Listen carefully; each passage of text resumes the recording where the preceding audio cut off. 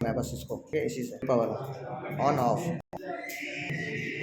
ठीक है, देखिए पहले हम लोग जो है ना अभी साइंस कंप्लीट करते हैं, पहले इसके ऊपर पढ़ेंगे मैथ्स। साइंस खत्म फिर मैथ्स, मैथ्स खत्म फिर साइंस। ठीक ऐसे पढ़ेंगे। ठीक है, चलिए आज टॉपिक हम लोग का है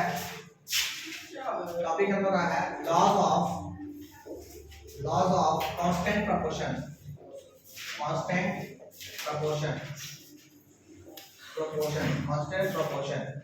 लॉज ऑफ कांस्टेंट प्रोपोर्शन समझिए पहले होता क्या है। लॉज ऑफ कांस्टेंट प्रोपोर्शन होता क्या है? हाँ, P R O P O R क्या? सही तो प्रोपोर्शन सही है सर। वो लिखे पी आर ओ प्रोपोर्शन। ठीक है, देख लीजिए। ठीक है, प्रोपोर्शन समझिए पहले होता क्या है। चलो लिखिए पहले, लिखिए पहले इसमें। ठीक है, laws of constant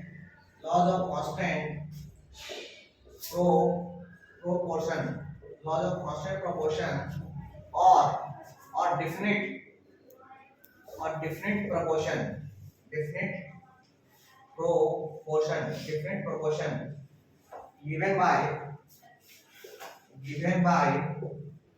given by Joseph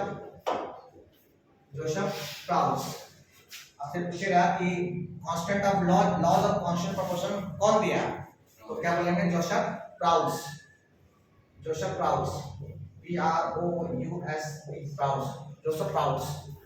Proust scientist थे, उन्होंने ये थ्योरम दिया। हाँ,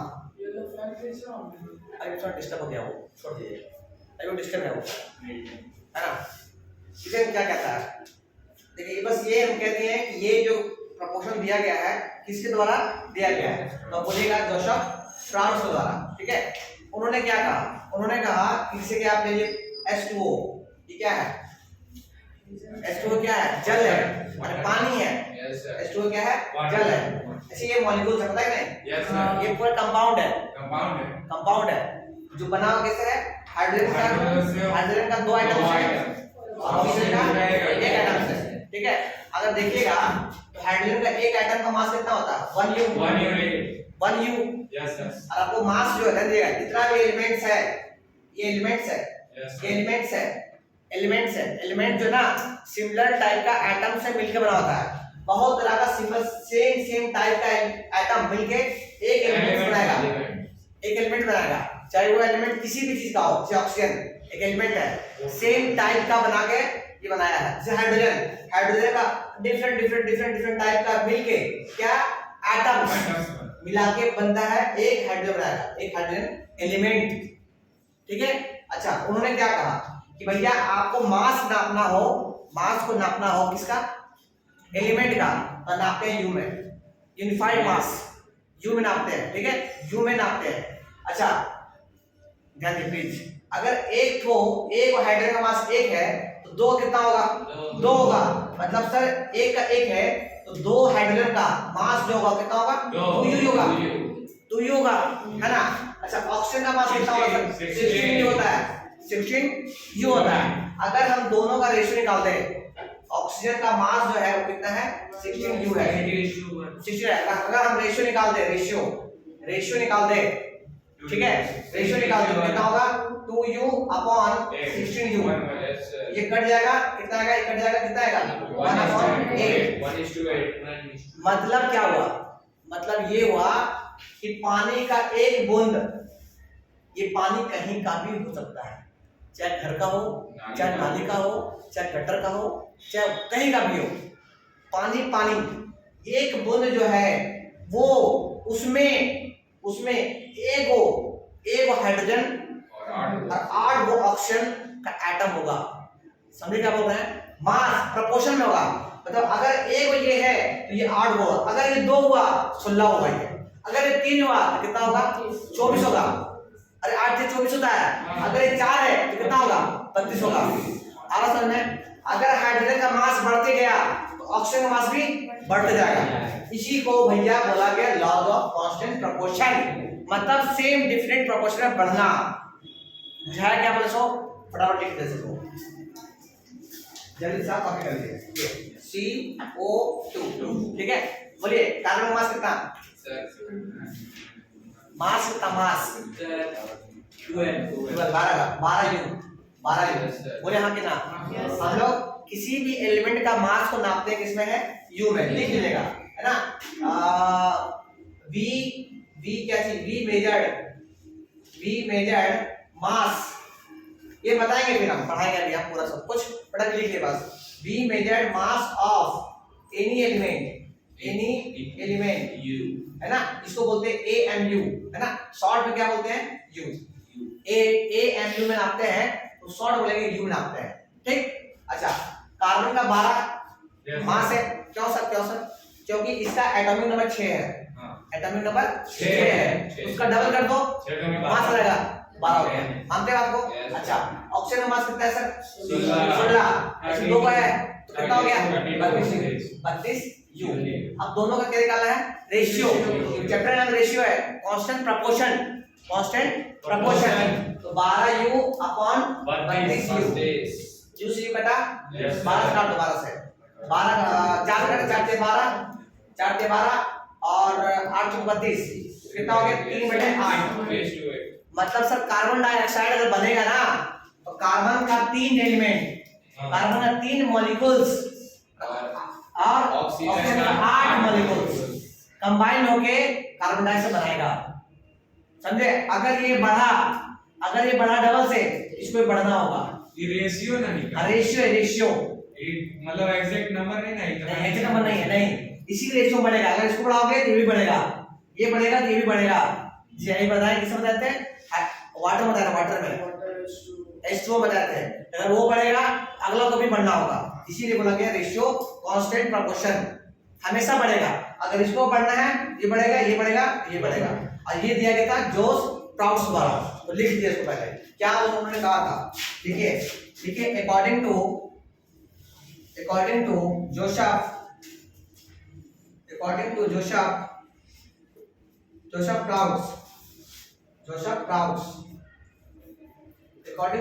Praus, mass of hydrogen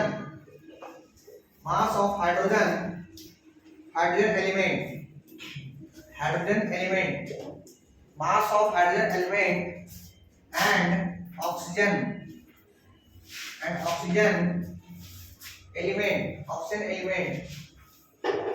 element also combined sir ATC लिखेंगे क्या चीज, फर्स्ट में according to short form, combined in definite proportion। अगर जल बनना है, वाटर बनना है तो डिफरेंट प्रोपोर्शन में ही हाइड्रोजन को और ऑक्सीजन को कंबाइन होना पड़ेगा। अगर एक दूसरे को आगे पीछे हुआ तो वो जल नहीं फॉर्म होगा। प्रोपोर्शन देखो बच्चा बोलेगा कि सर इसको भी तो सर ये भी देखिए जल है, ये गलत है, देख रहे हैं, ये हो गया पैराऑक्साइड, जल नहीं है, इसको हटाइएगा H2O तभी जल बनेगा, जल। इसमें हम बोलेंगे 2U जो है मास ऑफ हाइड्रोजन और 16U जो है मास ऑफ ऑक्सीजन, दोनों का रेशियो निकालेंगे तो 1:8 आएगा, समझे। तो कहने का मतलब है दुनिया में कहीं का पानी ले लीजिए, पानी आपस में कंबाइन हुआ, अगर उसको वाटर बनना है तो एक होगा मास, एक मास हो किसका होना चाहिए, हाइड्रोजन का, और 8 मास होना चाहिए किसका, ऑक्सीजन का, तभी जाके वो बनेगा क्या चीज, जल, वाटर बनेगा। अगर बोलिएगा सर एक इसका है और 9 इसको ले लेना, ये वाटर नहीं बनेगा। वाटर बनने के लिए एक 1U इसका होना चाहिए और 8U इसका होना चाहिए, मास, समझे बात को। एलिमेंट का मास एक ये होना चाहिए और 8 में ऑक्सीजन होना चाहिए, ठीक है। चलिए यही कहा गया था जोसेफ प्राउस द्वारा, ठीक है। चलिए आगे बात करते हैं।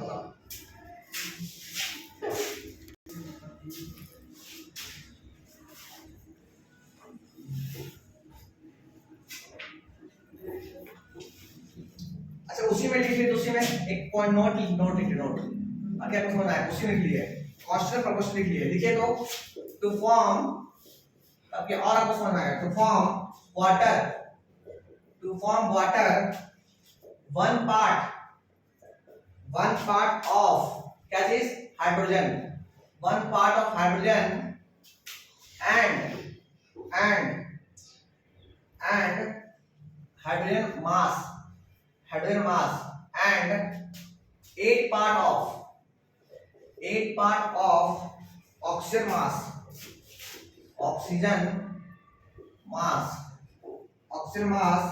needed to form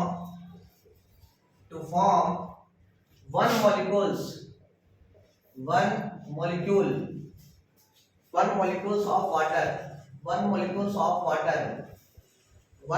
of water that is fixed. This is important statement है जोसेफ प्राउट्स द्वारा कि भैया एक मॉलिक्यूल्स ऑफ वाटर को बनने के लिए, है ना, एक मॉलिक्यूल्स H2O बनने के लिए हाइड्रोजन का एक मास और ऑक्सीजन का 8 मास का होना कंपलसरी है, और जो भी होगा वो फिक्स रेशियो में, ठीक है। समझे क्या बोल रहा है? मान ले मेरे पास बहुत सारा पानी का बूंद है, आपसे पूछेंगे कि सर इस पूरा बूंद में, ध्यान दिए प्लीज, पूरा बूंद में ऑक्सीजन का मास कितना है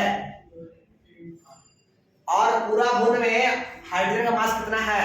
सबसे पहले हम क्या करेंगे, सबसे पहले एक का निकालेंगे। भैया एक का बताओ भाई, एक का बताओ कि उसका में कितना है। एक अगर मास एक मॉलिक्यूल्स लेंगे किसका, वाटर का, तो उसमें पता है कि एक होगा हाइड्रोजन और 8 होगा ऑक्सीजन का मास। समझ आया? अब जितना भी इसमें क्या है, ये सब एटम है, जितना भी एटम है सबको हम क्या करेंगे, मल्टीप्लाई कर देंगे, तो मालूम चल जाएगा हमारा कितना मास उसका था और कितना मास इसका है। तो सॉल्व करते क्वेश्चन, ठीक? लिख लिया ना लोग को? ठीक है, लिखते हैं क्वेश्चन, लिखिए।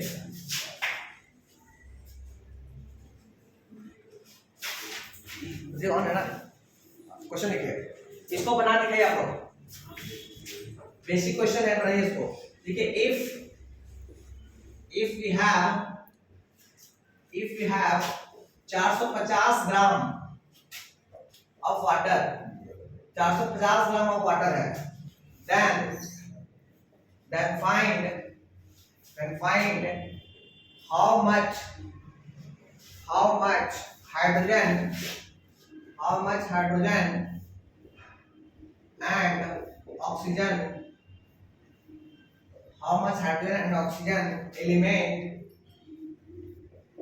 element present in gram in the water, लिखिए, in the water। चलिए बताइए, पॉज करते हैं इसको, क्वेश्चन लिखिए, बनाइए इसको पहले। देखिए समझिए बात को समझिए पहले, ठीक है? जरा ना समझिए। मान लो टंकी आपके पास है, एक और ड्रम है इस तरह का, बाल्टी मान लीजिए आप, ठीक है? बाल्टी में पानी का मॉलिक्यूल्स बहुत सारा है, बहुत सारा मॉलिक्यूल्स है। अब कितना मॉलिक्यूल्स हमको नहीं पता, हाँ ये पता है इसका जो पूरा का मास है ना, वो 450 ग्राम है, 450 ग्राम है, ठीक है? हमको पता है कि सर एक मॉलिक्यूल्स का निकालेंगे, यहाँ से बाहर निकालेंगे, उसमें एक वो जो होगा हाइड्रोजन का मास होगा और 8 वो जो होगा ऑक्सीजन का मास होगा। आपको बताना है कि पूरा पानी में हाइड्रोजन का मास कितना है और ऑक्सीजन का मास कितना है, समझे? अच्छा, हम क्या बताएं कि सर हमेशा जो हाइड्रोजन ऑक्सीजन जो होता है वो किस में होता है, रेशियो में 1:8। बोलिए हाँ कि ना? पहला होता है हाइड्रोजन, दूसरा होता है ऑक्सीजन, ठीक? अच्छा, व्हाटएवर एक्स लेना नहीं कह रहे, बता रहे हम। अरे हम लोग को पता है ना, अगर एक मॉलिक्यूल्स निकाले वाटर का हम, उसमें एक तो होगा हाइड्रोजन और 8 होगा ऑक्सीजन। बोलिए हाँ कि ना? अगर हम बात करेंगे, हम आपको बता चुके हैं मैथ्स में कि कभी भी रेशियो आता है तो हम लोग x मानते हैं। बोलिए हाँ कि ना? ये हो जाएगा 1x और ये हो जाएगा कितना हो जाएगा 8x। बोलिए हाँ कि ना? अगर दोनों को जोड़ दिया जाए तो 1x प्लस 8x, बोले कितना आएगा 9x। बोलिए हाँ कि ना? और यही 9x जो है ना, यही 9x जो है 450 के बराबर है। Yes sir. आया समझ में? x इक्वल टू कितना होगा क्लियर? 450 बटे 9 कितना कट गया सर? 9 बचे 45, 9 बचे 45, 50 मतलब x हो गया 50। अब बताओ x कौन था? पुट करेंगे सर। x कौन था? अरे मास ऑफ हाइड्रोजन, मतलब sir mass of hydrogen is कितना? 50 ग्राम। अरे x कितना होगा? 1x ना? Yes sir. 50 ग्राम। उसी तरह से मास ऑफ क्या चीज? Oxygen is 400 simple 400। ये 450 था पूरा, तो 50 हाइड्रोजन था, तो 8 400 कितना हो गया? ऑक्सीजन हो गया। 400 बुझाया? 400 ग्राम। हाँ 400 ग्राम। अरे आसान था यार, राइट है सर। शुरुआत तो आसान कराया ना आपको, बाद में कराया क्वेश्चन हार्ड है ना। जैसे कॉपी कर लीजिए। बुझाया क्या बोले आपको? अब लिखिए पहले, लिखिए लिखिए इन स्टेटमेंट लिखिए लास्ट में। इतना करने के बाद लिखिए that is in 450 gram of water 50 gram of hydrogen element 50 gram of hydrogen present and 400 gram of oxygen present present। बस इतना ही लिख लीजिए आप, ठीक है? हाँ वेरी गुड। आप लोग करते हैं नेक्स्ट क्वेश्चन करते हैं हम लोग। हाँ कोई दिक्कत नहीं, लिखिए नेक्स्ट पॉइंट है formation of carbon dioxide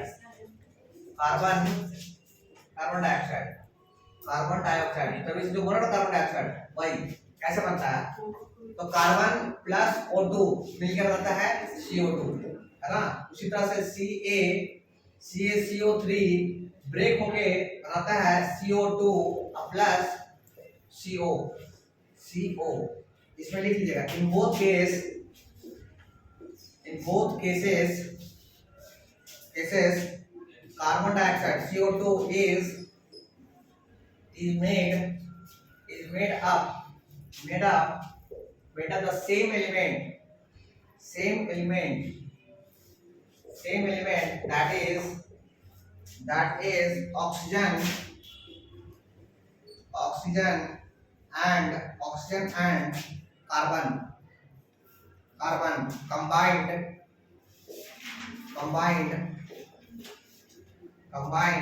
together in the fixed ratio that is one carbon and two oxygen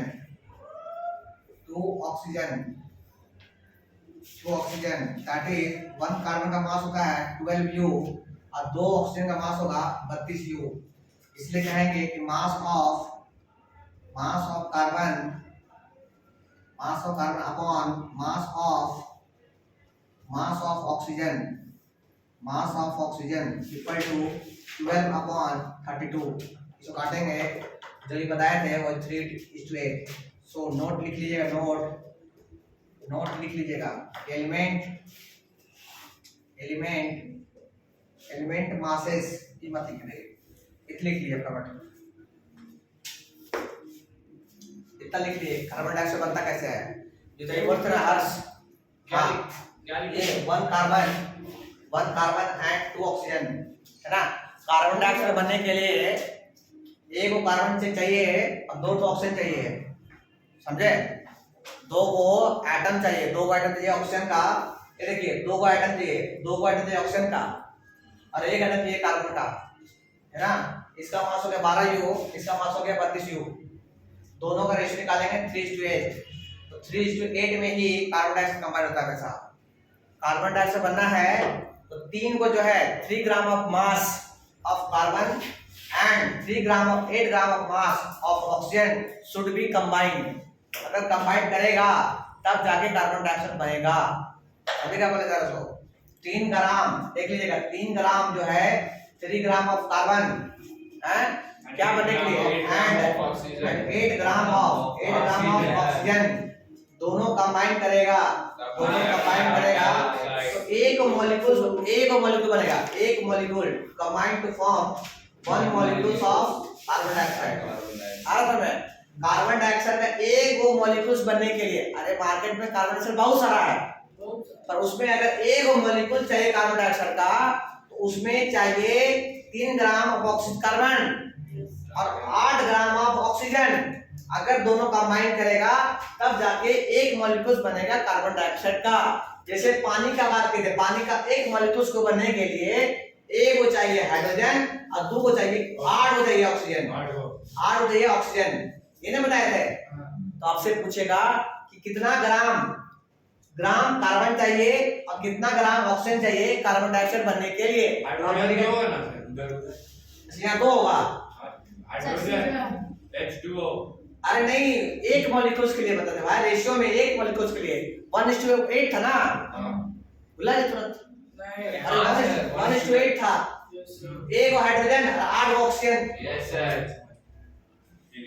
समझे क्या बोलना चाह रहे हैं, हम बोलना चाह रहे हैं कि कार्बन डाइऑक्साइड है ना, ये देखो ये कार्बन डाइऑक्साइड है, ये कार्बन डाइऑक्साइड है, ये देखिए CO2, एगो CO2 है, एगो CO2 एगो, इसको बनने के लिए कार्बन का 3 ग्राम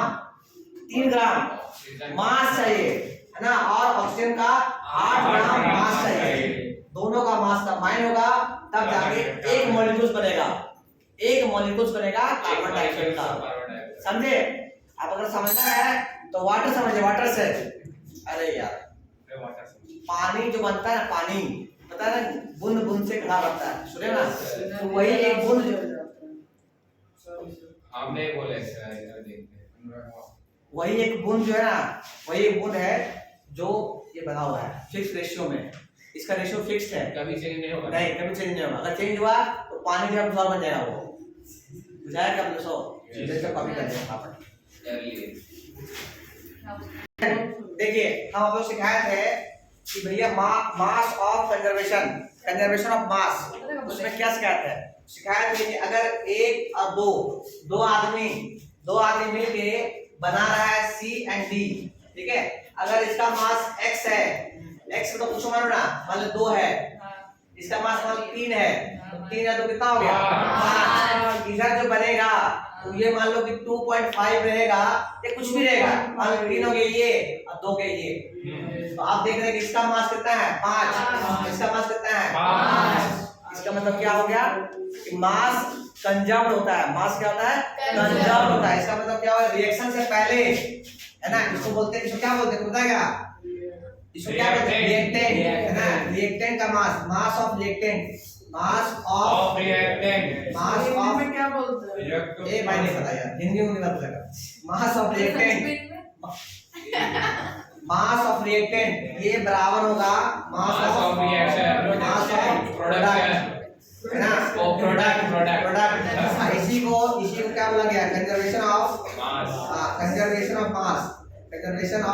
मास। जल्दी से इसको नोट डालो, लिखो फटाफट। हमारा टाइम ही साथ में देखिए व्हेन 4.2, अच्छा जल्दी सही बोला बच्चा, सही बोला कि अनुशासन ही क्या बोला जी, अनुशासन परम धर्म, जो भी धर्म, डिसिप्लिन, अनुशासन को बोलते हैं डिसिप्लिन, और डिसिप्लिन क्यों रखा गया सुनिए, एस्पेलिंग और डिसिप्लिन है, डिसिप्लिन एस्पेलिंग बोलो है, नहीं बोलो, एस्पेलिंग DISCIPLIN